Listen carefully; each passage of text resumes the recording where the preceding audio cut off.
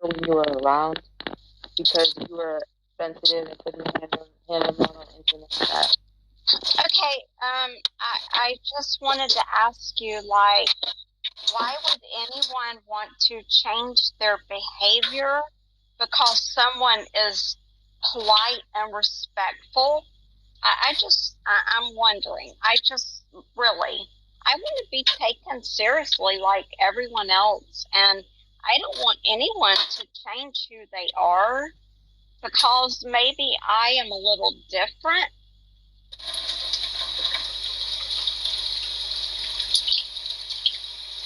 Well, I already said that I didn't say no. Nobody said you shouldn't be taken seriously. It was that we have to be extra polite when you're around and not act like we normally do. That's the social pressure that I felt anyway. But I could have been misunderstanding them. Yeah, but why is that? I mean, shouldn't everyone be just respectful of one another? And I guess I'm maybe naive. I just feel that people should be able to communicate in a respectful manner, regardless of what the disagreements are. I think normally. No, I don't think that. I don't like that. I don't like that everybody has to always act in a respectful manner. The thing I like about the internet is people have a tendency to say what they're really thinking and feeling more often than they do in real life, and that's what I really adore about this community, actually. And that's great, but can't one communicate what they're feeling and thinking in a respectful manner that does not go over the board? How do you respectfully call someone a whore? Yeah, there's certain things that no matter what tone of voice and polite words you put around it, it's still considered socially unacceptable to say certain things. Okay, but can you not? I don't know who just said that, but I mean, can you not call someone a whore in a respectful manner? I don't know. Well, I would not call someone that, but that's just me. That if you feel like you need to do that, that's fine. But I just feel like, yeah, I'm polite, I'm sensitive, I'm respectful, but I can get my point across in a respectful kind of way. I think you're entitled to that. There's nothing wrong with it. I just don't think it's realistic to expect everyone else to act that way. And there's also a lot of tension in a lot of these subjects, and there's a lot of rivalries and just people that don't like each other, and it's just not always going to be respectful. It's one thing if it's like, oh, Jeff's wife is going to pop on here, so, everybody be nice today because Jeff's wife is on here. But if you're going to be coming on here regularly and coming in chat rooms and, being confrontational because you think you heard John Lee say something yesterday, then I'm just saying you got to get, it's inevitable that you're going to become offended, I guess. Okay, number one, I don't want to be known as Jeff's wife. We have different opinions on things. I am a Christian. He is an atheist. We vary on various different scales on everyday things. But John Lee, I apologize. I misunderstood about yesterday, but he did do that a couple weeks ago. So yeah, I apologize to him for what I said about yesterday. I was talking about today.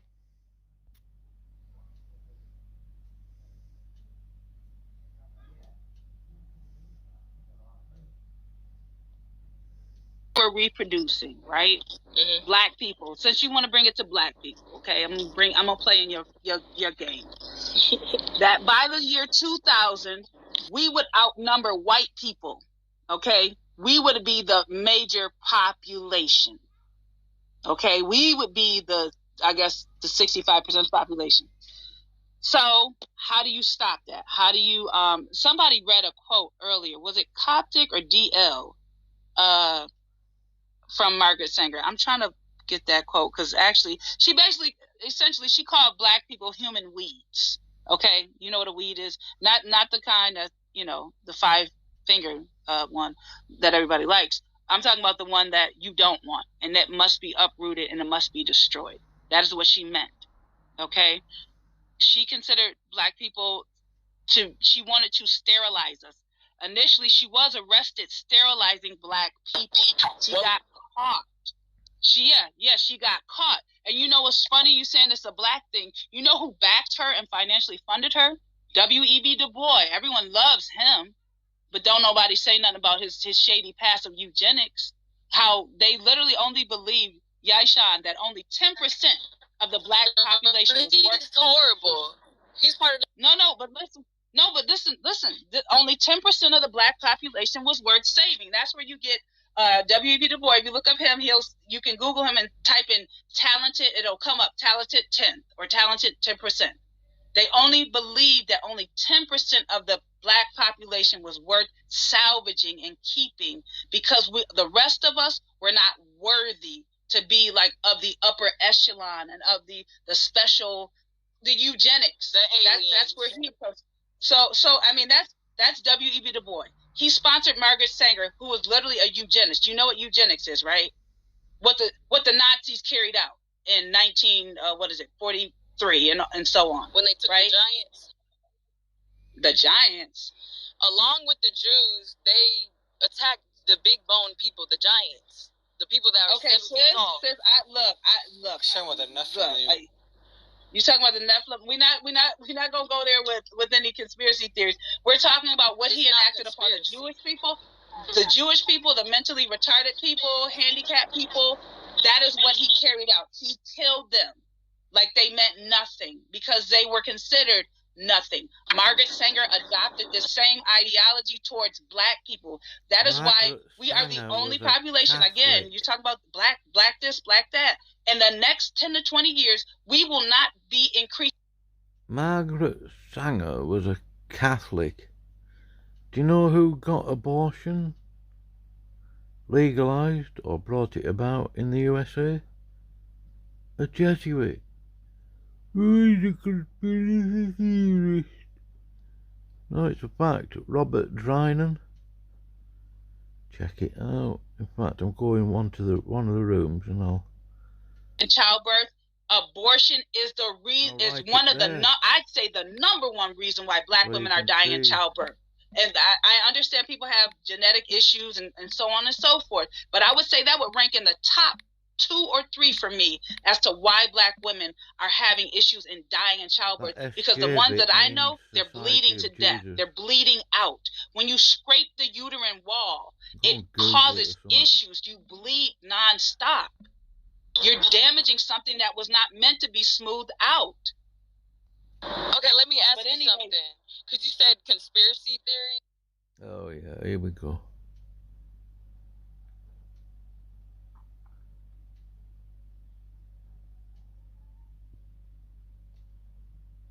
Nothing interesting tonight. Or this morning, I should say. It's 2:30 in the morning here, Saturday.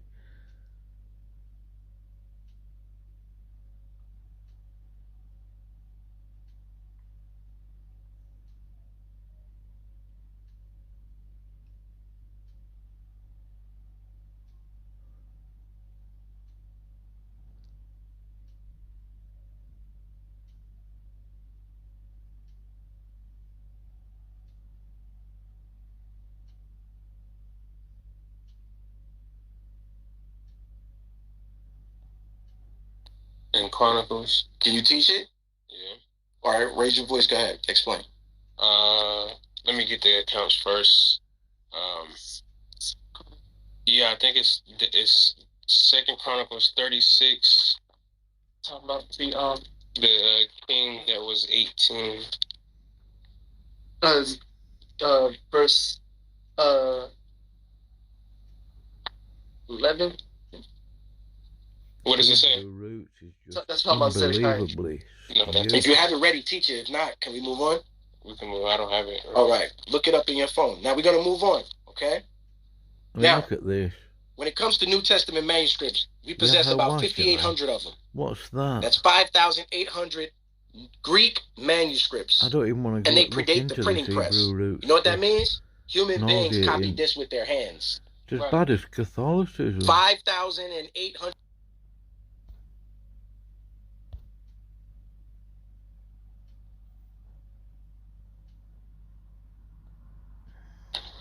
Yeah. That's the founder of Planned Murderhood. And if you go on that website that I linked on top, you can see the quotes that she has. Mm-hmm. Yeah, no, disgusting yeah, okay. individual. Yeah, no, if you look at that, click on that and look at it.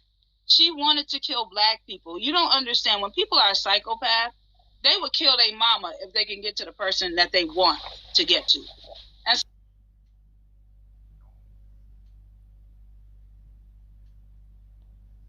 the case. I said thank you. All I said was hopefully she got what I was saying. I don't think there's an assumption there. Can we just be nice to Francis though, John? Like it's over. Yeah, but why? Hey, no. See, Francis, this is what I'm talking about. Yeah, I don't want people to just be nice to me. I want to be taken, like, on my own merit. Fuck you, slut! No, not that. Hello. No. Do not do that to me. But with John Lee, hey, thank you. Over it. Yeah, I don't know why it's being rehashed over and over and over again, Francis. If you want to, I'm always here. I'm always available. I would rather have you tell me to my face rather than behind my back, Francis. Oh my God, really? I have messaged you. You do not write back. Hello, but I'm done with it. Over it. Then stop going on about it. But, do you expect me to write back, Francis? I think that's a cordial thing to do when someone reaches out to you.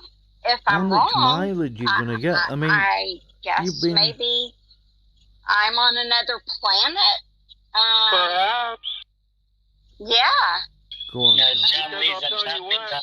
I'll tell you what, Francis. I get a lot of messages in the back channel, a lot, and I reply to every single one, even the Bitcoin people, and so that is what I do. Why do you respond to the Bitcoin people? But just to get it out of my little request area, to be honest with you. But once they respond to that, I don't respond. That's fair. I just try to do it. Right? Okay. But in any case, Francis, yes, you're right. Other than that particular reply, I did not make any other replies. I was hoping that would be sufficient for you to get the message that I don't consider communications welcome. But on a public stage, yes, Francis, if you have any questions toward me, I have no problem with that. If you want to confront me, say anything, ask questions, whatever, I'm open to that as well. But as far as the back channel, if I don't respond, it can be understood that I do not want to do so. And I so appreciate that, and I'm so done with you, really. There you go. I'm finally glad you got the message. Okay, so can I ask my question now? Yeah. John, so you said that you reject that anybody could be led away from Christianity, right? Like you said that, correct?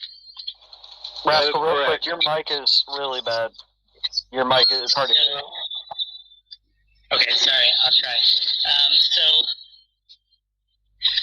So like you're saying that the experiences, because like that's my experience. My experience were other Christians actually led me away from Christianity. It was what they were telling me that led me away from Christianity. Are you like invalidating my experience? Yes, I don't really. I could care less about what you claim, Rascal, and your little feelies. But as far as Scripture goes, John 10:28 says, "I give them eternal life," meaning salvation. Why would I care about that? May I finish, please? May I finish, please, sir? You asked me a question. I would like to answer you. John 10:28. I give them eternal life, and they shall never perish. No one will snatch them out of my hand. And so I stand upon Scripture, Rascal, rather than your feelings. Where does Scripture say that eternal life is salvation? Wait. I'm still. So my feelings. What do you mean my feelings? Hey, did you hear what that man just said to you, John Lee? Did you really hear what he said to you? You mean did I pay attention to the interruption between my conversation between Rascal and myself? Is that what you're asking, Francis? I am asking, did you hear what that man... Did you hear my question, Francis? Did you hear my question? Did you okay, could you answer that, please? Did you hear what Could you answer my question, please? I am asking you a question. Did you hear what that man just said to you? Yes, I heard that he interrupted a conversation between Rascal and I. That's what I heard. So I ignored him. And yes, I did hear his question, by the way. I am talking about what Rascal just said to you. Did you hear Oh, Rascal. I'm sorry. I misunderstood you. I thought you were talking about someone else. No, I'm asking of course. you. And I did respond to him.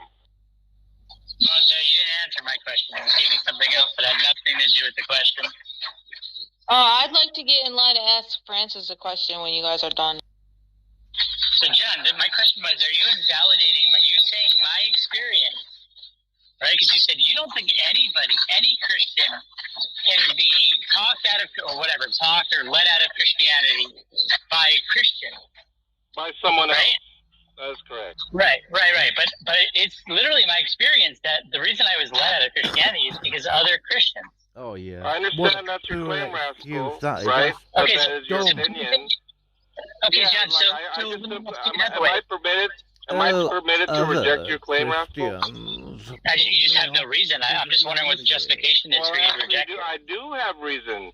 John 10:28, among others. I can give you far more scriptures on that, right? Rascal, that is the basis for me to reject your feeling that others led you away from Christianity. I get it. So, like, John, are you saying that, like, if anything, so if there exists some contradictory thing, you're going to go with the Bible no matter what reality actually shows you? I certainly consider the Bible authoritative, Rascal. Do you think that, like, those kids, like, in churches who get molested and abused their whole lives by Christians, do you think that did... Yeah, it seems like that. It seems like you're shifting onto it. Yeah. Do you think that those experiences haven't turned them away from Christianity? No, I do not. Okay, John. I mean, that's how he thinks, everybody. Yeah, well, first and foremost, it would be the assumption that they were Christians to begin with. Isn't it, Rascal? I thought you're the only Christian in the world, John. From your distinction. Remember? No, that's not what I said. Okay, so clearly there are many Christians according to Scripture. So you know who is a Christian and who's not a Christian? You're the arbiter of that? I don't know who is and who is not a Christian. Okay, Once again, you can't make the claim you just made. You just contradict yourself. Then you cannot make the claim you just made. I can know there are other Christians other than myself, and not know who these Christians are. There's no contradiction there, Rascal. So that also means, John, that you can't know if these people who were molested by priests or whatever were actually true Christians or not, right? They could be or they could not be. You would never be able to make a distinction. Well, they would obviously My point, Rascal, is you cannot know. That's what I'm saying. What? You made the assumption that they were Christians and that they were turned away from a Christianity that they supposedly had And that's the assumption that you made, sir, and I responded to that. Yeah, I take it when people tell me they're Christian. When people tell me they're Christian, you were a Christian. He's a Catholic. That's a very good question, Jesse. You know that you were a Christian. Because I believe in Christianity. What do you mean? I believe all the stuff. Oh, you believe in Christianity? What's wrong with believing in Jesus Christ, you dummy? Random cat. He was a belief is something, a proposition, right? I hold to be true. Biblical belief, not just like a belief. When you say... Why are you asking me biblical belief? Why are you asking me biblical belief, right? Like, there's a difference? Yeah, definitely. You're the one So there's a difference? Yeah, dude, well, if you were... What's the difference? Rascal, I'm saying if you were a Christian, you would have known this argument because this would have been a central tenet of your own Christian identity. So no, it's bullshit, right? Because if there's going to be something that's in the Bible that's going to contradict reality, I'm not going to go with the Bible. I didn't say that. I said that... So I believe, right, but Jesse, you are claiming, right, that I didn't believe... How do you go from being Christian, supposedly, to atheist? Like, what kind of shit is that to do to a person? That's what Rascal is. Yeah, you're just being an asshole. So, like, why... And he's a sodomite. Yeah. No, you are. So, You're invalidating... it's Christians that put him off being Christian. Well, partly I can understand that. But my faith isn't based on what other Christians say. Now, I don't ignore other Christians particularly, generally speaking, unless it's obviously toxic. But there's no Christian on earth that can put me off faith in Jesus Christ. There's no Christian on earth that could get me to turn me back on Jesus Christ. This is what this guy Rascal is saying. What a dipstick. He was a Catholic. I've noticed. I don't know if anybody else has. But a lot of atheists are actually ex-Catholic. I wonder if there's some sort of statistic on that. And Catholics aren't Christian anyway. I've never thought they were. Dude, are you organizing a chain shore or something? Hope this is going to be a dumpster fire, though. So Jesse, that's his mic. He's had that mic for like ever. I don't really give a fuck what it is. I just I want it to fucking stop. Because everybody wanted to. You all fucking wanted to stop too. It's true. Hey Tom, are you triggered by something? Yeah, of course. So I think we could have a happy medium ground on the topic and agree that people can wholeheartedly believe that they fit a certain standard, but they might not have fit the standard. It's kind of like when an employee gets let go from a job, or an employee is no longer there. They may have thought they met the standard, they may have thought they were doing everything appropriately, but they weren't following their company's guidelines, and so therefore they weren't kind of a valid employee. Now I know it's not a one-for-one, but it's at least a happy medium where we can agree that Rascal could right now sincerely believe he was a Christian. Yeah, so that's what I was gonna ask. What was Rascal like lying to himself? Yes. Like what? Okay, so like, what's the substantive difference? Where he thinks he's a Christian, he thinks he's doing the right thing, he's trying to have faith in God. Because belief in God is not just a condition; it's an effect by divine cause, right? So your belief is procured by divine work within God, and God's actions are not like temporally arbitrary. So then, if are you saying that? Hold on. If God procured belief in your heart, well, it's not arbitrary, meaningless, purposeless. He does it in order for that outcome to be effectuated. So He's intending for you to believe. That's why Christian belief in 1 John 2:19 is strictly categorized by perpetuity. It's conviction that is perpetual. So, are you saying to me that belief in God is not That's what you're doing on purpose now. What? What am I doing? You made the mic sound worse than it was before. Okay, can you hear? Am I coming through okay? Or no? Your mic is docked. I'm curious, Rascal. Are you like outside? Because like I'm outside with I'm in the studio. my bunnies and yeah. And I'm like, I don't have that much background. It sounds like you're rubbing your mic against sandpaper. Yeah, try to like say a few things and then mute like immediately after. That may cut down some of the noise.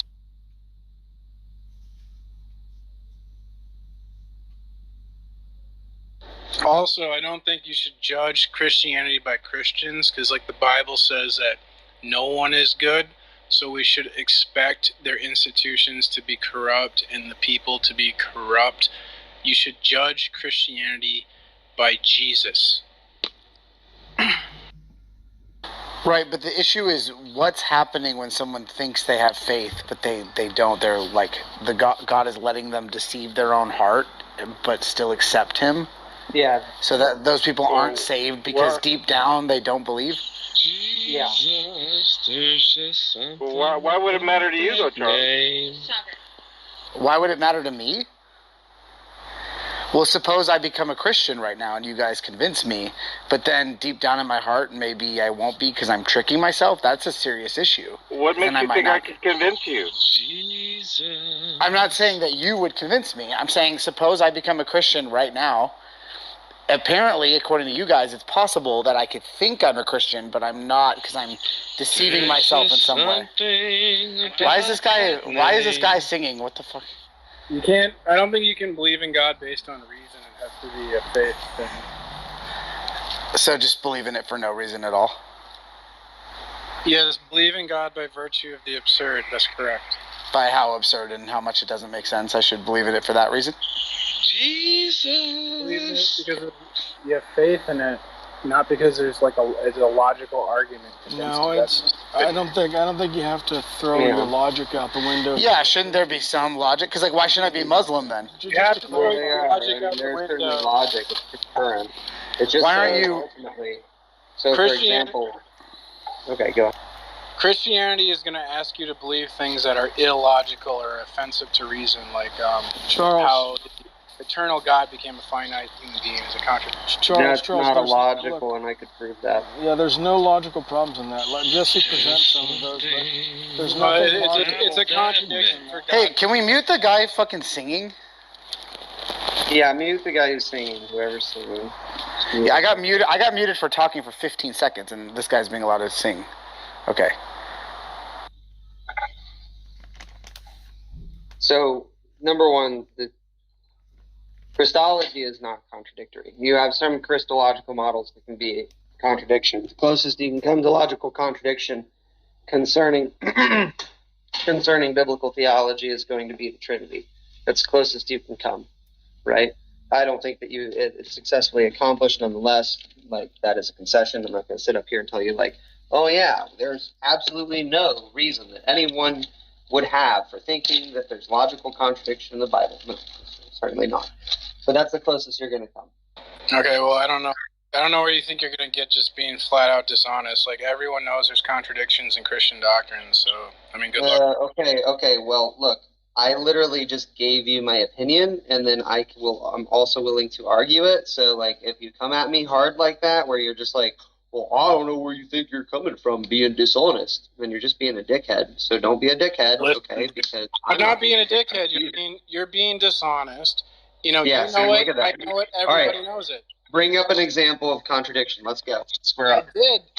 The eternal God, the Father, becomes finite human being. That's a contradiction. The Father doesn't become anything. You retard. Jesus is God, dude. Yeah, not the Father. Did you say the Father? The eternal God becomes a finite human being. Did he say the Father or not? He said the Father. He said the Father, which shows he is the Father and he isn't the Father. It's another contradiction. Okay, you're a retard. Jesus is not the Father unless you're a modalist. No one's saying Jesus is the Father and not the Father at the same time. Look, here's the thing. In Christian theology, there are potential models of the incarnation that can have possible contradiction, but there are several that don't.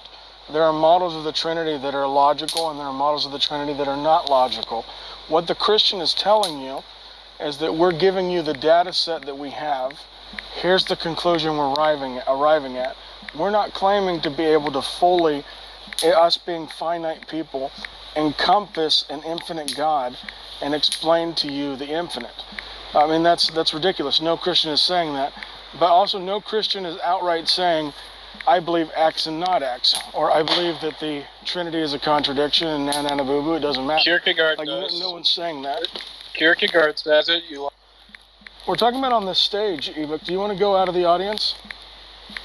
What? Or do you want to engage honestly? We're talking about on the stage. What is the stage? I'm asking you politely. Look, I don't mind taking jabs, but you have to actually engage honestly. Has anyone on the stage said it's X and not X at the same time?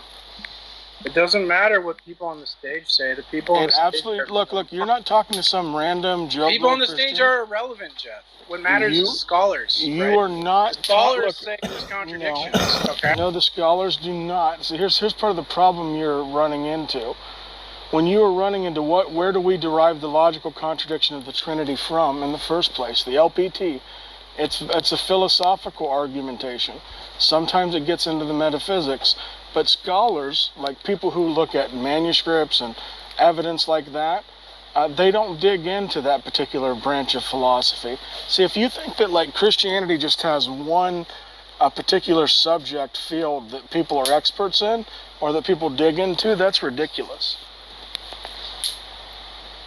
Yeah, well, Christian doctrine asks you to believe things that are offensive to reason and contradictory. Right? No. There's no getting around that. Okay, so if you say you were a Christian, then I don't believe you were ever a Christian. Yeah, I mean, part of the issue is I'm still a Christian, and I'm a better Christian than you. You're okay. Then show if you're a Christian, yeah. I think he might be an idiot. I'm like the Kobe Bryant of Christianity. No, I think he's a troll. Stupid. I think he's a troll. But nonetheless, okay, if you're a Christian, okay. On what basis are you justified? God. Faith in Jesus Christ. Let me ask this again. Upon what basis are you justified? Faith in Jesus I'm justified by God. God's word. What does that mean? Oh. That means that by following Jesus, I am made righteous in God's eyes. How is that the case? I don't know what you mean. You just think that's some kind of theological platitude that doesn't actually have any meaning to it at all? Or are you just literally demonstrating to everybody on the stage that you actually are not a Christian because you literally don't know in virtue of what you are righteous? We're justified by faith, Jesse. Yeah. And how is that the case? Faith in what? And why is that saying? I'm justified by God. Jesus Christ.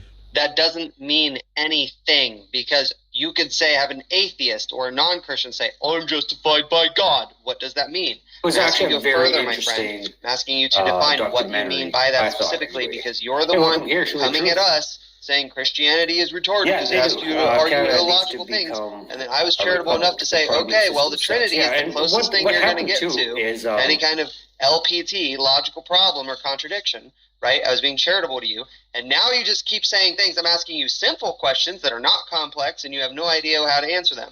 So please, pick up your game. You're a liar. Okay, that's a really good argument. Okay, I agree. We're not asking you to boo-boo. That is what we have devolved to. You're not asking me simple questions. You're asking me complicated shit. Because No, I'm not. No, I'm not. Literally any serious Christian that's actually a Christian of conviction, number one, doesn't just say, I, as a Christian, Christianity tells you to believe in illogical crap, right? Because they don't believe it, right? If they thought that was actually the case, they wouldn't be a Christian by definition, because they would have to admit, I believe in illogical crap. Yeah. Number two, literally the basis of your own justification is Christianity 101. Read Ephesians. Read Ephesians. A 12-year-old in Sunday school knows that. Christian. Okay, here's the thing. I looked at who you're following. I think you're a troll sock account. I think you're here just to rile up Christians, just to be a contrarian. I'm saying what I learned from Soren Kierkegaard. Do you have a problem with Kierkegaard? He said some dumb stuff in the chat the other night in a room that I was in as well. So do you think, I don't know. I think he is probably trolling. So do you think Kierkegaard is a troll? Because all I'm doing is repeating what I read Kierkegaard said. Jesse's giving you some Bible basics. Is Kierkegaard a troll? Dude, he's a troll. Just kick him. He's a troll. Kick him. Look, how am I a troll? Okay. All right, I'll move him to the audience. He can come back up if he wants to engage with the questions. And if he wants to not troll and just say, hey, I'm an atheist. You can come out as an atheist in this room and we can have a conversation and you can be critical. Godless said it was okay to argue, so come back up, argue your own position. Boy, this is a fun stage. While I was away, did any atheists justify how they can trust their moral intuition? I'll justify it as soon as you justify indentured servitude for homeless people. I wouldn't need to. What? Why? Well, why I mean, would do I? they get I'm access wondering. Yeah, I'm wondering where you get your moral intuitions from, and how can you trust them? I mean, obviously you think indentured servitude is immoral. Where do you get that from? Yeah, because it is. Can you ask the question again? Matt, I'm saying, obviously you think indentured servitude's immoral. I'm asking, where do you get that as an atheist, and how do you know your moral intuitions are trustworthy? Oh, it would just boil down to I wouldn't want to be enslaved. I can empathize with people who are enslaved, therefore slavery is wrong. Okay. So someone else just might disagree with you. And it sounds like a preference. It's an opinion, right? My morals are not... I don't claim absolute morality. Well, do you think the moral propositions are true or false? Isn't it? Right. I couldn't hear you over Matt. What, Godless? Sorry, I didn't mean to interrupt, Matt. I was just saying, if you think moral propositions are true or false, what makes them true or false? So you have like some standard other than your opinion, independent of God, or you think it's true just because you prefer it? I mean, I base my morals on empathy pretty much, so it's not objective. Every case could be different. But yeah, I do think slavery is wrong, but I don't think it needs an objective grounding. Okay, so today there's more slaves, and we're not talking about indentured servants. We're actually talking about slaves. There's more slaves than any time in human history. There's more laws against slavery than any time in human history. So apparently, some people do not think slavery is wrong enough that they are okay with breaking the law or looking past the law or looking past human rights to simply own slaves.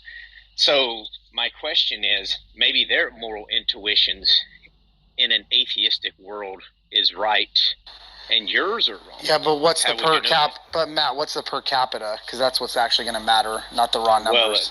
Well, it doesn't even matter. It doesn't look. It doesn't follow. It wouldn't matter. Well, it does because there's a moral trend. The per capita is way more important. Well, actually, you know why it wouldn't matter? Because today we have scientific technology in which farm equipment can harvest a field in a matter of hours that would have took days in the 1800s. Well, right. A lot of these people are in sex slavery. Let me finish. Really... Yeah, exactly. Well, no, I know. So actually, we have less need for manual labor today than any time in human history. But that's not. And yet we've managed to have more slaves. So my question is, if your moral intuitions are that slavery is wrong, and yet there's still more slaves today than any time in human history, then how do you know your moral intuitions are right compared to someone else's who thinks maybe slavery is I didn't claim objective morality, so it doesn't matter. The process. It doesn't matter that there's more if the per capita is lower. Process in which you have determined that your moral intuitions are accurate and most people's moral intuitions are not. I've answered this question, John. Or Matt, sorry. Okay, an opinion, right? Just an opinion, yeah. Okay. Why does it matter that it's an opinion, though? Why does it matter that it's an opinion? That's the whole point. So you is it your... No, hang on. You're over talking me. I'm going to finish because I started the room. You have no justification to think God does. You recall when I first started asking John about unbelief, what he means. I just happen to have an objection that I can't even justify against it. Where does your morality come from, Matt? So just want to jump in and say one thing, and I'll get out of your way, Matt. But his position is actually self-refuting. Go ahead, Godless Goes. I just wanted to know, but you can. His position is actually like self-refuting because he's like, well, I want we should treat each other how we want to be treated, but like other people are okay with slavery, and he doesn't want because he doesn't like it. He wants them to obey him and treat. So he doesn't want them to treat people the way they want to treat people. He wants them to treat the way he wants them to treat. You know? Exactly. So I didn't articulate that very well. Well, I have a question for Matt. Well, hang on a minute. Let me respond. I didn't necessarily say that everybody should follow my moral whatever imperatives. I just said that that's what mine are. He asked me how I justify them. They're justified on an opinion. But the point is, Matt, how could you justify your moral standards without using an opinion? Well, I would say my moral standards are justified in God. God is the ultimate standard of morality, and that's where it comes from. That way, so it's not our opinion. When God says God's opinion, his opinion. Yeah, it's his opinion. Right? Is it God's opinion that slavery is wrong? Hold on, let me finish. When God says, "Do not oppress people," that is not our opinion that oppression is maybe okay in some senses, unjustifiably. It's always wrong to oppress somebody for unjust reasons. So that is not an opinion from mine. That is not opinion of Johnny's. That is not an opinion of Scorpion's. That is what God has said. That is what God has established. But it is your opinion. Matt, you're begging the question. You would have to demonstrate that God exists for those to be absolute. It doesn't even matter. It would still just be based on God's opinion. You would just agree with God's opinion.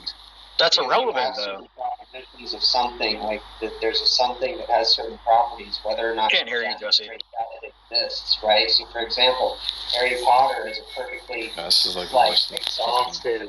How do so many people have such shitty mics? Everybody, and then you if everybody to you're really quiet, you can hear Jesse. So just be quiet. Sorry, Jesse, go ahead.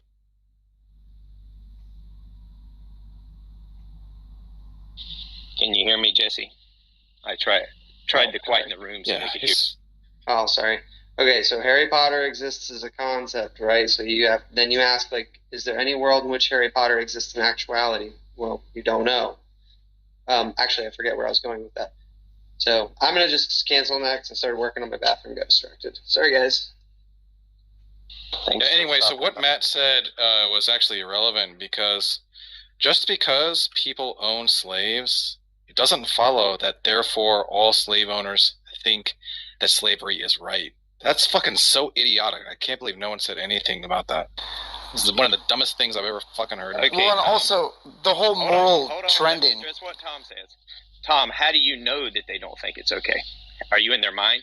No, but you said that. I'm asking that's what you were saying. How do you know? I'm not saying that I have that knowledge. I'm not saying that I have knowledge. So you're claiming that they think it's not okay. No. I'm saying that I don't. Perfectly fine. No, I'm saying that I don't accept that because there are slave owners. That indicates that they think that owning slaves is right. That's what I'm saying. Yeah, but earlier today you conceded that morals were just an opinion, right? Oh, what's that word again, Matt? What's that word again, Matt? That you said? Correct. Just. You conceded that today. So therefore, what you have just given me is actually I don't think I did. Opinion, right? Well, just an opinion, Matt. I told you couldn't stop saying it. I told you couldn't stop. You didn't speak up today, Tom. You had your chance. You had your chance whenever we were in the other room talking about an opinion, and for your sake, I'll say it's an opinion. You had your chance to argue against them today. You sat in silence. You had a moral outrage because Johnny Hoss and I suggested that. Why do you sound like you're going to cry? Yeah, hold on. You had a moral outrage because Johnny Hoss and I had said that we thought the system in the Old Testament would actually help poor people. You didn't have, you had a moral objection to it, and yet you cannot demonstrate how you can trust your moral intuitions as being accurate. And until you can do that, then you have no argument. I was just about to warn Tom that he kept interrupting you, but I guess someone sent him down. And you know what? I sent him down. Now, I'm not going to kick Tom out of the room like he kicked me out of the room today. I'm going to invite Tom back up if he wants to come back. Plus, though, Matt, he was using very foul language, and I really don't appreciate that myself. And secondly, for someone to tell you, well, I told you,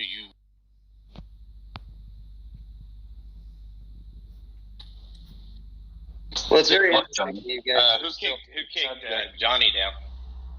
Wow. I would say it's interesting you guys are still on the subject because the issue of it. Oh, the room ended. Oh. Oh dear. Who entered the room?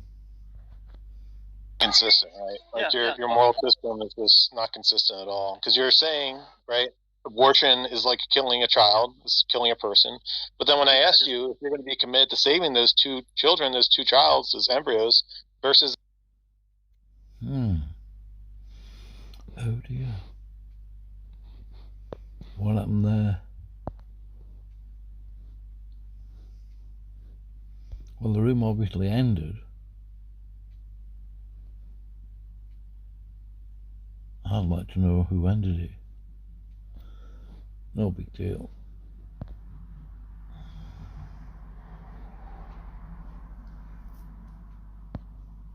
When he was saying something.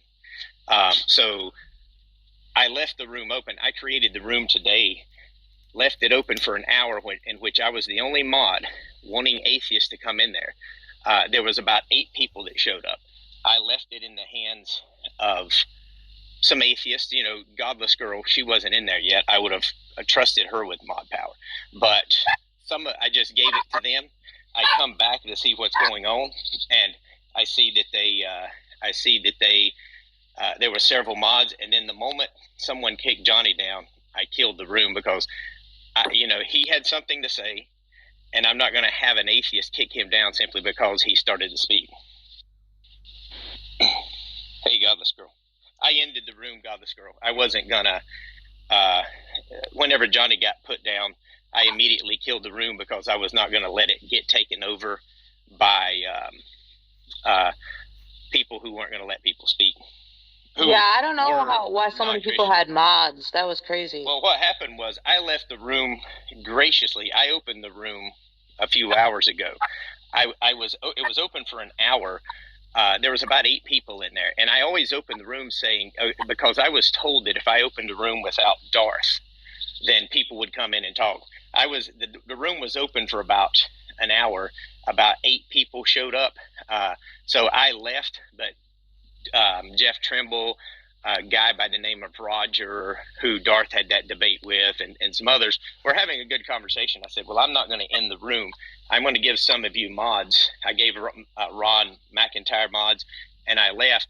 But when I come back in and I see Johnny's getting ready to speak and someone kicks him down, I'm like, nah, I'm not going to put up with it. I'll just end the room and let someone else start it doing. Yeah. But things change for. Yeah, Matt. It's funny. I've noticed something that, for example, when I go to those Tom Haiti rooms and all that, oftentimes you and John are there, and I enjoy listening to you guys. But most of the time, if I get on stage, I don't usually stay on stage very long. They usually send me down, or today Haiti was like, well, you just might as well go ahead and send yourself down, or I'm going to do it. So, I really didn't have much of a choice there. Plus, it is their room. I am a guest. I tend to still abide by someone's wishes. But the thing is, they really don't like me to speak that much for some reason. I'm not really sure why. I mean, other than just saying, oh, well, you're a troll. But, I mean, am I that bad? I don't think. But the thing is, though, Matt, before I got sent down, that's just like when Tom pipes in and he's like, well, I told you wouldn't be able to stop using that word. Look, you don't have to stop using does a he damn think I thing. care? Yeah, you don't have to stop using a damn thing just because someone says, "Oh, I told you you can't stop doing it." You can use whatever the hell you want. This attitude of theirs that thinks that you have to now be dictated of how you're going to respond, how you're going to speak, how you're going to make a statement. That what they can. Sorry, guys. They can. Yeah, it's not up to them to tell you how to conduct yourself. If you want to use just this, just that, well, then use it. Well, Who gives a shit did you what notice in Tom the other thinks? room today when they were complaining about that, and you and I went up and they were mad because we were kind of pointing out that it was just their opinion. Did you notice that now Tom seemed to try to backtrack off of that just now, but today he remained completely silent when everybody was admitting it was just an opinion, or it was an opinion. Whether you want to say it's just an opinion or an opinion, either way. But now Tom was like, "Oh no, I didn't really argue there," something like that. Well, why didn't you speak up earlier today? You remained completely silent as if you were okay with it. And what happened was a few hours ago, I went into their room. Someone started bringing up indentured servitude again that you and I were talking about last night, which stemmed the whole controversy with Converse last night, and then in the other room, because they had, someone had heard about it and brought it up in the other room, and that's what stemmed the whole controversy. So today they were asking me more about it, and Tom Rabbit kept insisting, "Oh, you mean slavery, don't you? You mean slavery?" I said, "Nope, I mean indentured servitude." And he said, "No, you mean slavery." I said, "Nope." And then he said something about "you dishonest POS" and kicked me from the room. So then he comes in here and thinks that he's going to, and that's what made me open this room and say, "Atheist, how do you know your moral intuitions are trustworthy? Or your moral intuitions are trustworthy because," and that's what I wanted an explanation for. No one was able to provide that. All of them are forced to admit it's just an opinion. Yeah. Just an opinion and nothing more. So, yeah, well, that's it. I mean, I don't have a problem with that, but don't get all mad because I happen to use just in front of an opinion, and that's all you got. If you want to, you have your moral outrage because of what you and I have said and what others have said, but you have no justification for that moral outrage, and that's what I wanted to point out in that other room. Well, I got news for him. Now that they say they do not like hearing the just before the word opinion, I'm going to use that every time now. Yeah, I'm going to do it every single time. That's what I started saying. I'm sure that a lot of people will gladly rub that in their face. Yeah, I'm going to do it every single time. I'm going to say just right before I say that's your opinion. Well, and here's another thing. Not only that, it's not just an opinion either. It's even more than that. I mean, the issue is that this was the conclusion of my argument. Now, remember who it was. Basically made my argument for me, who was an atheist in the chat earlier today. It's not just an opinion.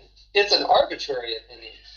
There is no absolute grounding rationale to it. Because you say, well, I think indentured servitude's wrong. Yeah, well, the slave owner thinks it, what if this slave owner thinks it's right? It's not slavery. Now, if more people so happen to think that slavery is morally wrong than right, sure. Now, is that grounded in something outside of its own scenario? If it's not, then it's literally just by chance. You're not actually explaining any kind of moral principle of empathy. You're not saying that empathy actually is transcendent above just circumstances. What is your complaint about the indignation, or just the fact that they have their own opinion? It's just an opinion. It's not rational. Why do you mean it's rational? Well, were you here for the debate earlier I had around 11 a.m. or so Eastern? No. Well, all right. Well, let me try to run through it. Basically, it is just an opinion, or it's. Which one did you ask? Ask that question again. No, I'm sorry. From what I've been listening to, what precisely is what are you objecting to, or what are you what are you scoffing at exactly? If an atheist, okay, so you ask an atheist, in virtue of what is X wrong? Right? Why is rape evil? right? And they say, well, because I think that it is evil, basically, right? They'll say, because the victim doesn't like it. And I'm like, okay, well, the perpetrator does. They may give you a more sophisticated answer. Who knows? Yeah, well, it doesn't matter what answer they give, because ultimately it's always going to boil down to the lack of any kind of genuine ontological. They may believe it's some feature of reality that slavery is wrong. So I would bite this. No, it's not about that. You can say that, but if you make that argument without being able to identify the feature of reality, they're gonna make some kind of argument for it. Okay, sure. Let's say they're anti-realist and they say just because it disgusts me. Why is that irrational? Because if you're an anti-realist, right, and there's no like spiritual reality to this moral proposition, then I'm going to ask you, in virtue of what does it disgust you? Firstly, I'm not gonna lie, you lost me with spiritual reality. I don't even know what that means. Okay, just ignore that, man. Just focus on the question I'm asking you. In virtue of disgust. What do you mean? It disgusts me. Yeah, why? Oh, that's brute. I just don't like it. Okay, well, that is not a brute facts are not rational because they're not what they are in virtue of some kind of external causal principle. They have Wait, Jesse. Hold on. Do you hold that there's an external causal principle that God is appealing to when he says rape is wrong? No, he's the causal principle because, listen, what we're doing, and this is the so it's brute for God. Today, this is what the argument that I made earlier today. The discussion for moral ontology does not reside in the fact that, for example, hold on, just let me finish. But Jesse, that's going to get off the quote. Can I just ask my question? Then Timothy, let him finish. Let him finish. He's responding to something else, though, John. Timothy, let him finish, and then you can talk. All I'm saying is that the debate is not on whether or not moral grounding can be infinitely regressing. That's not what makes any individual moral proposition true or not. It's not how far back it goes. Just from this context, what we would say is creation, you would just say is reality. From within this context, okay, do you have a grounding principle for your moral propositions or not? Yeah, okay, wait, please. So, why is it irrational if I have a brute disgust or aversion or desire? Why is it irrational? Because the brute fact is not what it is in virtue of something else. If it's rational, Jesse, tell me how it's irrational. What is rationality? Presumably, you're saying that there's some kind of axiom that it violates. So I don't know what that is. Because if you're just saying that it's irrational in virtue of it not having an explanation, or are you saying that the PSR is some kind of axiom of logic? Yeah, pretty much. Yeah, so I mean, that's just that moral proposition? I mean, that's just wrong. What axiom of logic is the PSR? What axiom of logic is the PSR? Yeah, reduce it to one of the fundamental axioms, or one of the classical axioms. You want to expand on that? Because I'm not familiar with what you're referencing. You're saying that it needs an explanation or it's irrational, right? Well, if there is no, by definition, rationality is to explain or to give reason for. I don't know. I don't take that to be what rationality is. Okay. Well, for something to be irrational, you tell me what rationality is. Yeah, in this context, I take it to mean that you're saying that it violates some kind of axiom of logic, right? So it's either contradicting itself. No, I'm not. Then I don't know. What do you mean irrational? So you're just giving of logic. So you're just giving your opinion on what you think is rational, just arbitrarily. No, it's not about what is rational, Timothy. It's not about that. I think you're missing. That's what you said. You said if I have a brute disgust, that you're saying that's irrational. Why? Because I say, if I ask you, why is it disgusting to you? Can you give me a reason? Yeah, I don't know. If you don't know how many marbles are in a jar, are you irrational? Okay, no, Timothy, you're not understanding what I am attempting to convey to you.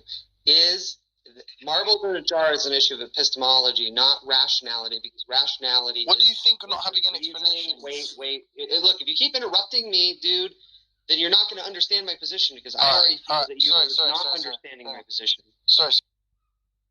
Okay, look, knowing the number of marbles in a jar is not an issue of rationality, because that's just an epistemic fact. You don't know.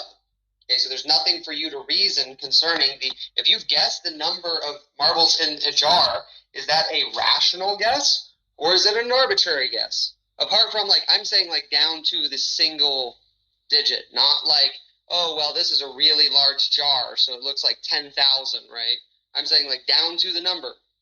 Is that an informed answer, or is it arbitrary?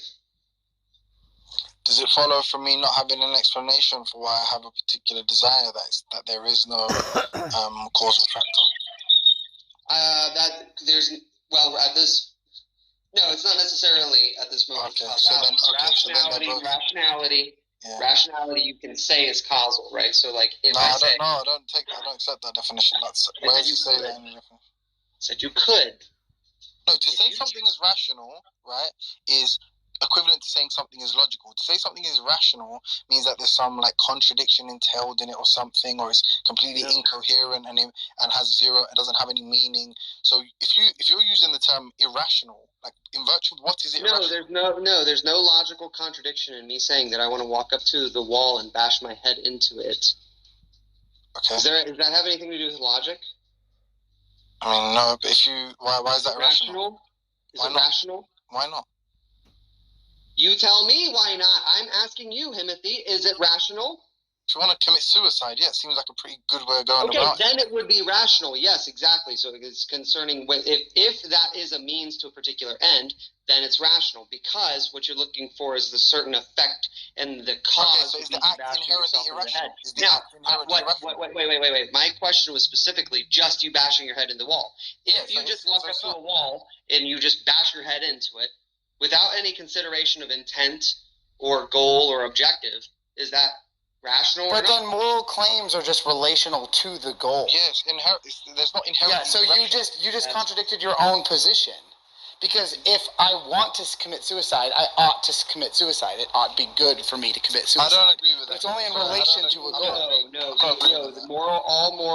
All moral propositions are relational. Yes, but we're not just saying that all moral propositions are just relational entities, bar none, in the sense that, like, well, then, if I want to, like they're intentioned entities, right? So, like, I want to die, therefore, in order for me to achieve that end, I ought to bash my head in the wall. No, that doesn't follow. The point is that you can't say it's objectively moral. Yeah, no, sorry, just to be clear. I'm saying you cannot say that is moral at all. Okay. You wanting to commit suicide, right? And just because the bashing of the head in the wall is the means to that end, doesn't mean that has anything to do with morality, because it's in fact, positive morality. Can't say it's positive morally, it's negative morally. Yeah, I wholesale reject everything that was just said, but that isn't my point. Isn't my point either. I don't think the person's moral or immoral because they desire to bash their head into a wall. What I'm saying to you is, you know what? Let's just wrap it up, because I think people are going to get involved. You're just basically saying you feel like it's irrational, and you're just going to apply some kind of idiosyncratic definition of it. So what does it mean to be rational then? It means that what it means to be rational, not inherently moral, is that it is reasoned, right? So it has a reason for the effect, right? The effect has a cause. Okay, so let's say a brute desire is irrational because it doesn't have a reason. That's what you're saying, yeah? It doesn't have a cause, correct? Yeah, okay. I don't know what that's not the definition. For example, in virtue of what is it that brute desire? Is it what it is in virtue of something else, or is it just randomly what it is? There is no anterior. Yeah, I don't know, bro. Like, the definition of brute is that it doesn't have a reason. So I don't know why you keep appealing to a reason, because that's what we're investigating. And most common understandings of something being rational is that it's logical, and something being irrational is that it's in some kind of conflict with some kind of axiom of logic. That's a non-philosophical way to go about that, because what you're doing is you're conflating logic with metaphysics. Metaphysics are dictated by logic, certainly, but within metaphysical reality. It just literally seems like you're poisoning the world at this point. Like, let's not make it more complicated.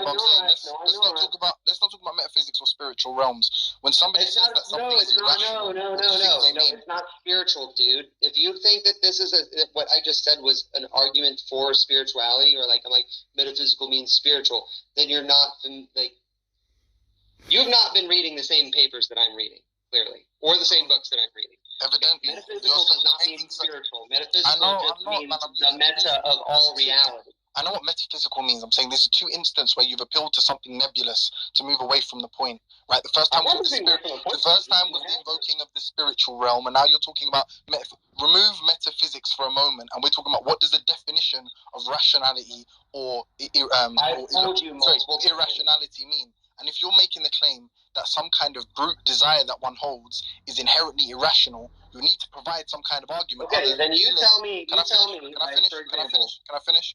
Other than appealing to the PSR, which you yourself concede is not an axiom of logic. So why do I have to accept that? Why do I have to accept your idiosyncratic definition? Well, you don't have to accept it. You just need to show why there's some kind of because, for example, this is what I do with people. It's like if I want to steel man people, I don't care what terms you use for the individual concepts, because what I'm able to do is I'm able to understand the concepts, understand how they interact with one another, and understand their roles in the whole metaphysical framework that we're talking about, right? So, okay, it doesn't matter what terms I use. You understand the order and the causal and interrelation between them. You ought to be able to interpret what exactly I'm saying. So I'm just saying logical possibility, and I've explained this, and you're just refuting it just because you want to be hard-headed. If I say, for example, logical possibility entails if you have a logical violation, something like a square circle, right? That's like something like saying like left is right, red is blue, right? Or you can say, or right Trinity is not. Like the Trinity? So we're not going down the Trinity route. I gave you a concession earlier, E-Bag. If you want to have an intelligible conversation, we'll do that later. Thanks, man. Regardless, that is the point, is that logic prescribes what metaphysical possibilities can or cannot do within the metaphysical realm, which is both physical, right, all empirical reality. I can say, then rationality is meaning, teleology. And I ask, is there teleological intent in me bashing my head up against the wall? If there's not, it's irrational, because there is no rational end, right? It doesn't operate as a means to an end. Same thing, primitive facts or emotions, right? There's nothing that caused them to be there. They are not what they are. Just to reconcile it. So you're saying it's not irrational. You're saying it's not rational. I'm not saying it's like in order to be, for example, irrational or rational, there has to be a objective identified that you're saying I'm either trying to pursue or... Yeah, so you're just saying it's not rational. That's what you're saying. You're saying it's not rational. Yeah, irrational. You're just saying there is no rationality to it. Yeah, I can see. Yeah, I don't mind. I'll accept that. That's fine. That's fine. I'm just saying you could even irrationality is the same thing as rationality, just on the opposite end of the spectrum, where there's an objective identified, and you're saying based upon this identified objective, I'm going to do everything that I can to frustrate. Yeah, but to say the reason I'm saying this to you, just to be clear, the reason why I was objecting, I wasn't being pedantic. But if you say someone has a brute desire or a brute aversion to something, and you say they're being irrational, that's to say that they've contradicted themselves in some way, or they're inconsistent. But I can just feel like a way. I can feel something, and you can argue that, well, that feeling is fundamentally or is not inherently, rational or irrational. Maybe I'll grant that to you. That doesn't seem problematic. If I was arguing specifically that it was irrational, if I said that, then I apologize. I misspoke. I'm saying irrational. I'm saying there is no rationality to it, right? There's no application. Yeah, there's no inference. Yeah. I'm not making an inference. I agree with that. What would the problem with it be, though? That's what I don't understand. Yeah, can I jump in for 2 seconds? Yeah, go ahead. Are you just merely scoffing? That's what we're saying. I can't hear you. Are you just merely scoffing at the idea of a brute desire? Am I scoffing at it? A brute aversion. Yeah. No, that's perfectly valid and legitimate. I'm just saying, nonetheless, that if that's what that is, it's not rational, it's not reasoned. There's no problem with that. If you just randomly, for example, if you just want to say, hypothetically, you prefer apples over oranges, and then you literally, even if you had omniscience, the omniscience of God, could not give a reason as to why you prefer apples over oranges, right? That just means that that's an rational preference. There's no problem with that. That's just what that is. No problem. Yeah, hey, sorry, Jesse. I just got to run. I was going to say to James and Matt, yeah, Matt, sorry your room got all haywire and chaotic there. So many people became mods. I think everybody was a mod in that room, but nonetheless, I hope you guys start more rooms. I mean, when you guys go to these other rooms, I follow because I like listening to you, but I much prefer that you guys start rooms. I wish you would do more of that because I like your rooms. And lastly, I'll give you a little bit of heads up here, Himothy and X. I mean, dealing with these Calvinists, I mean, they're so, they think they're so, so smart, matter of fact. They're very hard-headed. It's hard to deal. It's hard to argue with them. I feel your pain, so I just wanted to say that. Wait, they think they're about John Neat.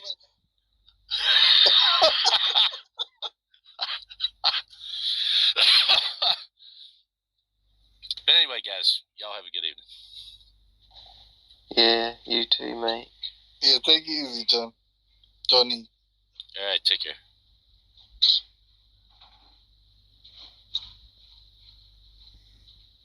Yeah, so basically the summation of that argument is that what essentially the conclusion of that is that it says, okay, you as an atheist, any atheist, okay, why do you believe that moral proposition A is in fact moral? Why do you believe that? Right, and you just like reduce that to its most basic element, right? And it's like, let's just hypothetically engage philosophy, right? Possible world, like you could then identify the primitive feature of why you prefer to see rape as evil, right? Okay. Now, is that most basic causal principle in that preference, is that rational, or is it not, or is it not rational in the sense of like irrational, not irrational? But is it just an irrational preference? Now, this is what Haiti did, and this is what other atheists in the room did earlier, and I think this is an honest answer, is that you'd have to say that it's irrational. It's literally what subjective morality is. Everybody argues that on the atheistic side. Okay, that's fine. For me, I don't have to argue whether or not God's moral propositions themselves are externally rational to himself, because what we're asking is an issue of morality from common context. Right. I'm just about to conclude. Within this context, right, the created realm, in the view of all contingent things, right? They're contingent because in another world you can have other worlds, right? In this realm, do I have a rational reason for preferring moral proposition A as evil or not? If God exists, I do. Because it doesn't end with my preference. It ends with the ontology given me by God. That's where it ends, and that's outside of the contingent realm. That's basically the argument, whether you like it or not.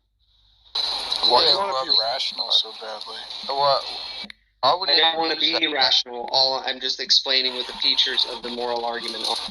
But it seems to me that you're just kicking the can down the road.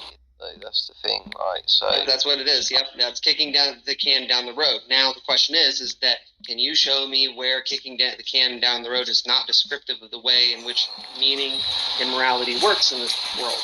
Because every time I talk to an atheist and I ask them why do they believe this X, Y, or Z, especially when it comes to something like the existence of God, they say because of this or that. They say that this is a belief that is true because of this or that. They're basically affirming the PSR either morally or ontologically.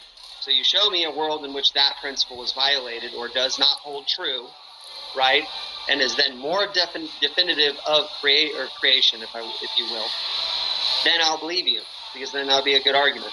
So you're not exactly just saying that you have a justification because of God. You're specifically saying you have a justification because of God's moral laws, right? They're not really distinct, but sure. I mean, they're the same. So right, no, I agree with you. So if I were to tell you, I think that rape is wrong because my dad and my mom taught me rape was wrong, would that be good enough for you as an atheist? I'm not an atheist. No, I know. I'm saying, would you, like, I'm an atheist, right? Would you accept that if I said, well, I'm going to appeal to the subjective view of my father and mother? Would you accept that? Well, I mean, I would accept that I would accept that that is a grounding. I would argue that it's an insufficient grounding insofar as it is compared to a believing worldview. That's part of the reason. Perfect. So that's what I see you doing with your God. Yes, exactly. Now that's perfectly correct, because if the argument is basically is God's will, is it like determined in something like the PSR, or is it because for example, if you say that you're the final arbiter in what is morally good or right, subjective morality, you're saying morally that you basically create true moral propositions ex nihilo.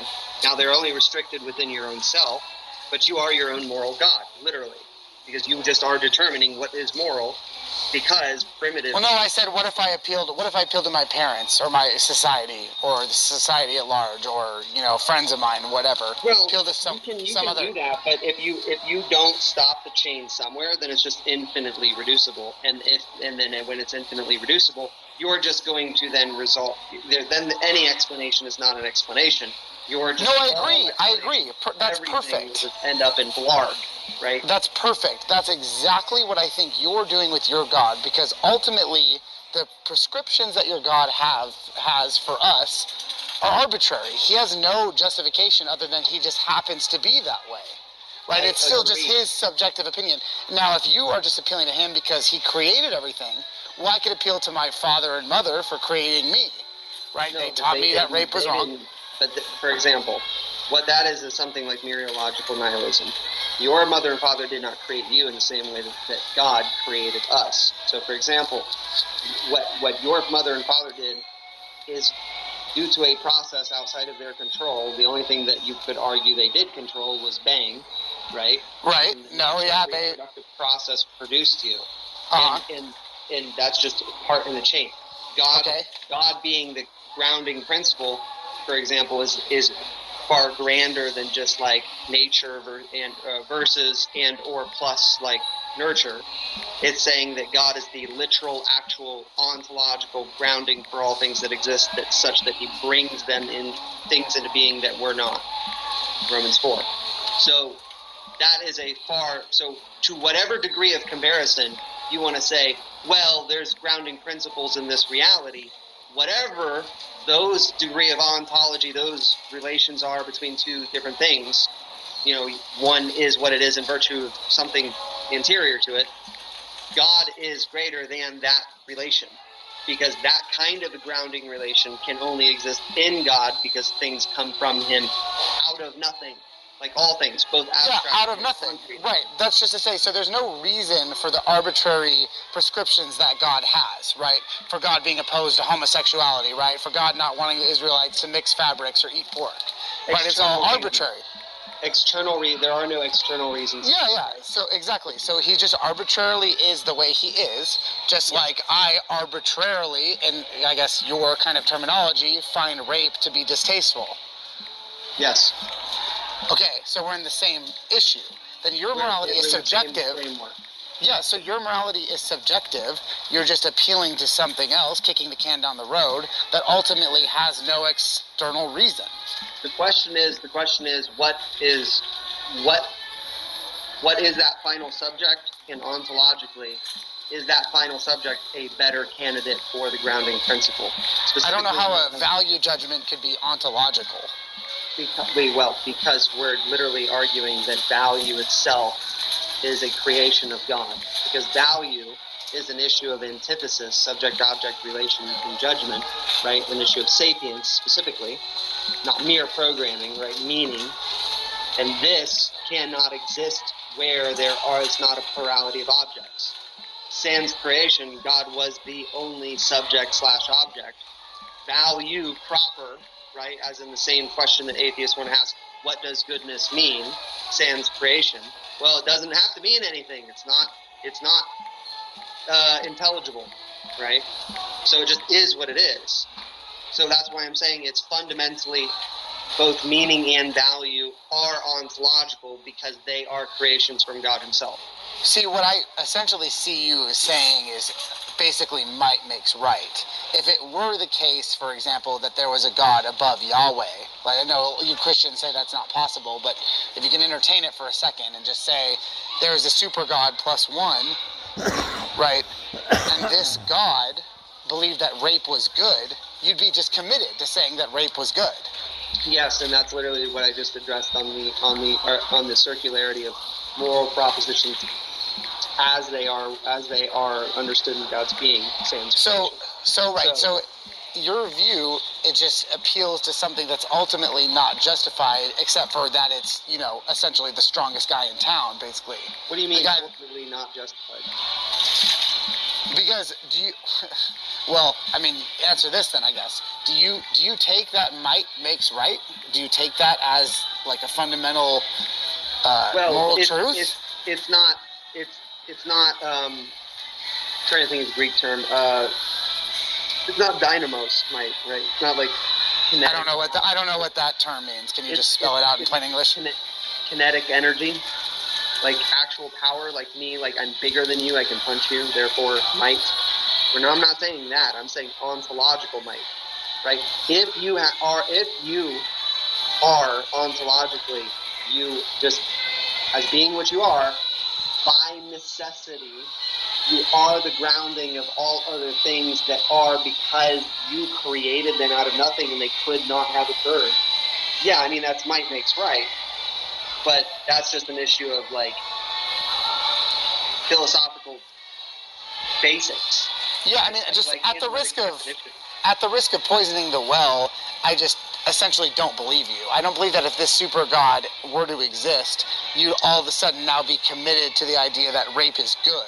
Right, if this super God created Yahweh as part of its, whatever divine plan or, for whatever holy and good reason this super God had to give Yahweh free will to put up his own morality, right? I don't believe you all of a sudden would be like, well, I guess rape is good. I understand that objection, and it's very easily resolved because, again, if you hear intimately what I'm saying, if this God, whatever is the final God, whatever God is the biggest God, right? I believe it to be Yahweh. Okay. Nonetheless, whatever is most finally say, possesses true divinity. Literally by him being the ontological basis of all things. If he thought that rape was good, and you don't believe me, I'm telling you that by definition, literally that reality would be formed around the fact that rape is good. Definitionally. Nobody, for example, in this reality, as common as it is to believe that rape is wrong, in that reality, in that quote-unquote possible world, everybody would believe that rape is good because they are ontologically dependent upon the ontologically highest thing. It defines their very moral conception of them. Wait, you're saying everybody would, like, right now we don't even have everybody believing that rape is bad. No, I'm not arguing that it's universal. That's why I said, basically, to whatever degree, as many people today believe that this is the case, they would believe that's the case in the inverse direction.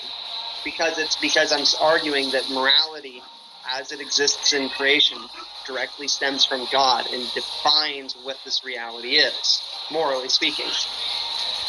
So for example, if you in that reality thought that rape was evil, you would actually be literally Piper, stop it. You'd actually be an ontological evil. So, essentially, by admitting that if this super God exists, you would just accept that, and that would be the case, then it is just dependent upon the arbitrary whims, the subjective view of whatever the most powerful being is. You still end up with subjective morality. That's your argument as well. Yes, because the issue is that in your framework, you just are morally God. You subjectively determine what.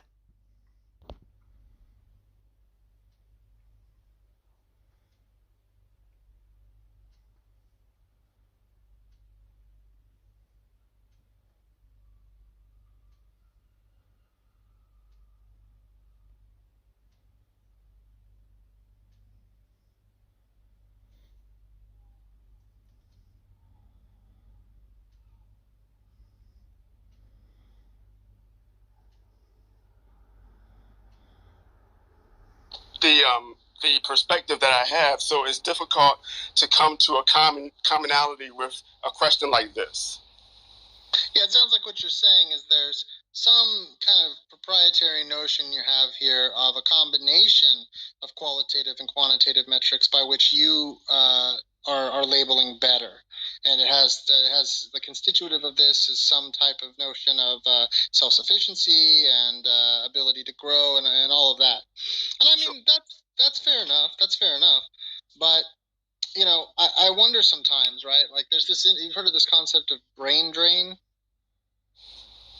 What do you mean by that? So there's this weird thing, like in these Western developed countries, they call them weird countries, like Western educated. It's an acronym. It's like Western educated, industrial, blah blah blah. It's like there's this weird pull in the rest of the world where all these countries, a variety of countries, all their best and brightest people come to places like the United States, and it creates this like brain drain where the countries that need the structural engineers and the neuroscientists and all this, they all end up coming over here, right? Because you can make more money, you know, et cetera, et cetera.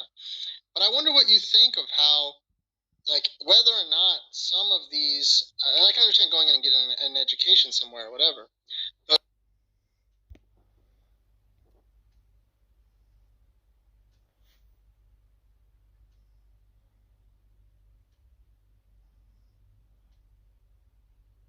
was exactly this.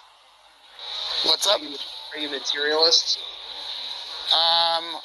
More of a dualist. Like I said, I'm not super philosophically sound on all the exact terms and stuff, but from my understanding, more of a dualist. Like I believe that our conscious experience is a real thing, but it's an emergent property of the physical. But that the physical is ultimately underlying. Okay. Well, let me. Okay. So the emergent property is the immediate effect. The cause being all the physical, underlying, environmental, and genetic. Okay. Yeah, so that I believe is determined. Yeah. Okay. So if that's the case, then you would be the exact same view. All I'm saying is that if you say this, okay, the moral propositions you affirm will either result in one thing or another. If you argue your parents, you shouldn't actually argue your parents, because that is actually, because I'm asking. Remember, the context of the question I'm asking is, why do you hold this? And ultimately it just stems to, well, it's because of something within myself or outside of myself. And you say it's outside of yourself, it's no more meaningful to point to your parents than it is to point to the dirt, right? Because ultimately your parents are just a byproduct of the dirt, causally speaking. You see what I'm saying? So that's why I'm saying, why do you hold these individual moral propositions? You can answer either way. Yeah, picking the parents is arbitrary. I grant you that. What I'm saying is, what God is doing is arbitrary, and you're pointing to him and saying, well, he created everything, so I'm just going to point to him because I'm sure he's smarter than me. He's stronger. He's the one that's going to send me to heaven or hell anyway, right? It makes sense to do all this. But I'm saying, with all of that, it's still subjective, because I don't... You there? I think you got muted. Sorry. Yeah. Like I said before, I grant that this may be poisoning the well, but I do not believe that if the super God was revealed to be true, you all of a sudden would believe that rape was good, if that God believed that. No. I'm again.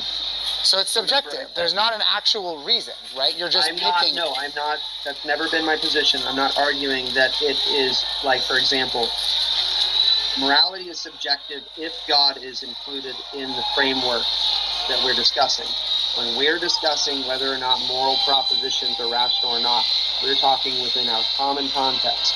You say that there is no God. I say that there is a God. That's a dissimilarity. That is not the context in which we are debating either morality being objective or subjective.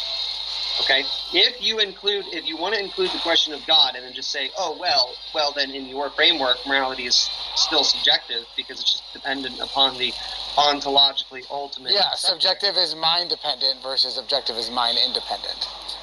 Okay, but, well, no, I'm not just saying that. If you just say that, right, and I answer... I mean, that's what the terms mean. But if I answer yes, well, that's fine. But if I say yes, it's subjective, and I'm familiar with that. I'm just saying, if I say then yes, I'm subjective. One of the premises to me agreeing with you on that issue is that God exists. You wouldn't affirm that. Okay, so you would not agree to the conclusion of the syllogism because you deny one of the necessary premises. That's not relevant. It doesn't matter. No, I'm granting your God exists for the sake of the discussion. Well, that's okay. In that case, then it's fine. Then my morality is subjective, but that's not my argument. That's not the argument I'm making with you. The argument I'm making is saying... Wait, are you just granting that it's subjective? Because then there's nothing else to discuss.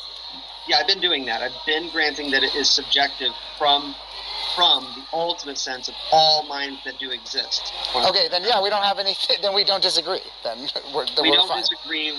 Most Christians say that morality is objective. If it's objective, right, then I'm speaking within your context. I'm coming to you, the atheist, who denies that God exists, and I'm saying morality is objective to you, who does not hold the same premise that I do.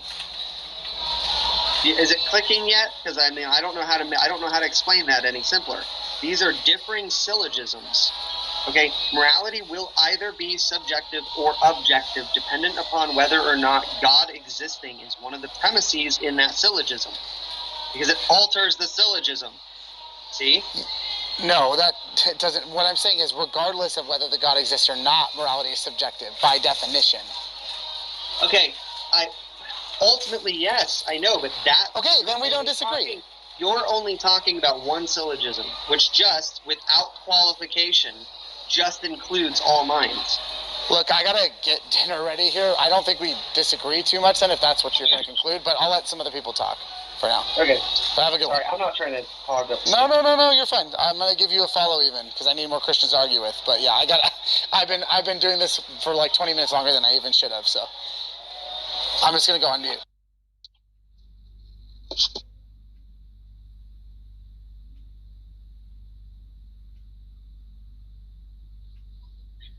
Well, I'd say that morality is mostly a function of upbringing, and it's mostly a function of like the stories that we're told. That's where we learn moral sort of principles. So appealing to your parents probably isn't that bad an idea. They choose. All your earliest experiences come from not necessarily parents, but whoever is bringing you up, the kinds of ways they communicate to you, kinds of ways they treat you, all of those sort of things. That's where morality comes from. Well, I agree with that. The debate largely is at what point, where do you what do you ground the PSR in? Like sufficient reason for moral propositions. Is there a sufficient reason for your moral proposition? Ultimately, right, your sufficient reason will just end in dirt, right? Like dirt, single atoms, ultimately, determinism, ultimately determine just all of the factors from nobody existing, nothing existing of moral meaning to everything we observe now. Right, so that you have to take into consideration the whole chain. And my argument, what I'm saying, is that I'm specifically saying that moral propositions are not reducible to contingent entities. They cannot be, because morality inherently is not contingent.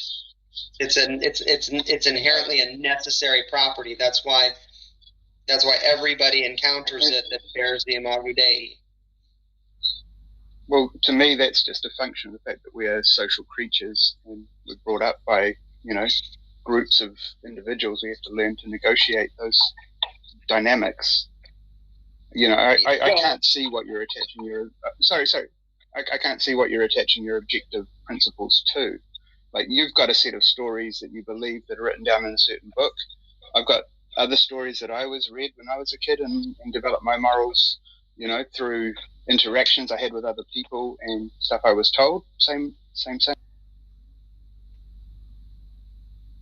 Is because in what you just said, attempting to basically steel man like the explanation for my position, you basically just made it your position. You didn't steel man me because you just said, oh, well, you have certain stories that you believe in. That's why you are saying what you're saying. And I'm saying, no, they're not merely stories in the sense that that mere fictional narrative is causal for the way that things actually are. I'm saying that the way that things actually are is that there's actually a God that's ontologically producing the moral reality we experience, and then we react to that moral reality and affirm it or deny it. That would be a proper representation. I get that. I wasn't steelmanning your position. I was telling you my perspective on your position, which is that there's no evidence for the being that you're talking about doing any of the things that you're saying that it does. And for me, it doesn't fill any explanatory kind of role, because for me, all human morality is subjective. Everybody has their own kind of sense of right and wrong. Mostly it's emotional reaction. And a lot of it is learned like culturally through your upbringing. And yeah, I wasn't trying to steelman you. I was saying that we're all a product of this, including you, and that the Bible is a set of moral stories. Yeah, I mean, I get that. Obviously, I disagree because, for example, I can say that my moral propositions are ultimately reasoned, right, because they're grounded in God. Atheists can't say that. Hey, Benjamin, I've been inviting you up just in case you haven't, your hand's raised, but I've been inviting you up and you haven't come up, so I don't know if something's going on. Yeah. So the reason I don't know what this. Just when you say grounded, I hear this word so often, and yet, to me, like ground is something. I'm standing on ground right now, and I have no doubt of the ground, but I just do not sense anything that, real about morality. There are lots of common moral intuitions, but they're common because they're kind of straightforward societal, building blocks that are necessary for groups to operate. And they're not, even then, they're not universal, they're just common. Yeah, but you would have to say that there's something causal within societal building blocks, like, for example, that everyone shares inherently and by nature some kind of, they would affirm that there's some actual genuine good to engage with people outside of themselves, right? I mean, because that's what like a stable community is that a stable community agrees to certain standards for the good of others, for the good of the collective and not the single. So if that's the case, why is that the case? Because couldn't the inverse of that just be as necessary? Well, I think that's all just, there's like definite neurological, behavioral underpinnings to that stuff. Like it's definitely massive biological connections, because you can see in all different mammals, like pack behavior slowly coming about, like apes and other primates having like, intuitions about fairness, and dogs and things like that can have really simple morality, but it's still, it's clear that a chimpanzee can tell when it's been ripped off or something like that. So I've done experiments in this regard. What happens next, Why? Anytime you have people cohabit, it's just, they're either going to starve to death.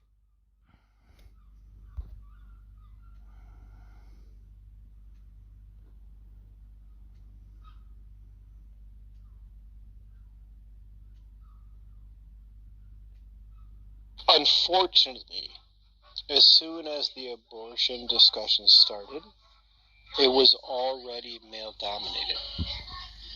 There was no, it was probably pre-suffrage, 1920s. Like it was probably before, Elizabeth Cady Stanton, and this idea of abortion as a political topic is seriously a man thing.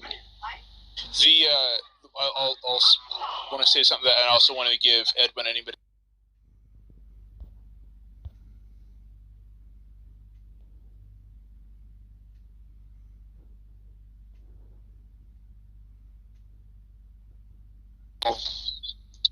it's the highest good. Well, hold on. I'm saying, you're following me. I'm saying it's you. If you, whatever the highest good is for you, you. Now, Yeah. Instead of accepting to be the victims, they focus not on sports, not on entertainment. They focus on education, on science, and stuff like